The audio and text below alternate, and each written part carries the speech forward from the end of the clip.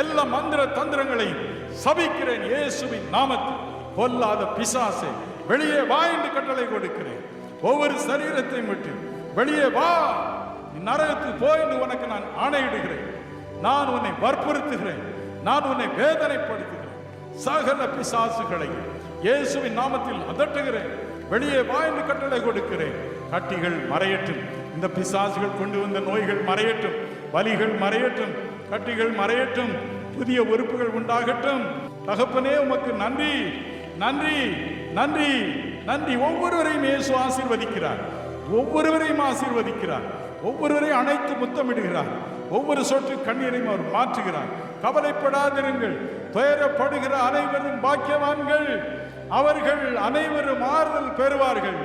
துயரப்பட்டு அழுகிற அனைவரும் பாக்கியவான்கள், அவர்கள் நகைப்பார்கள். ஹல்லேலூயா.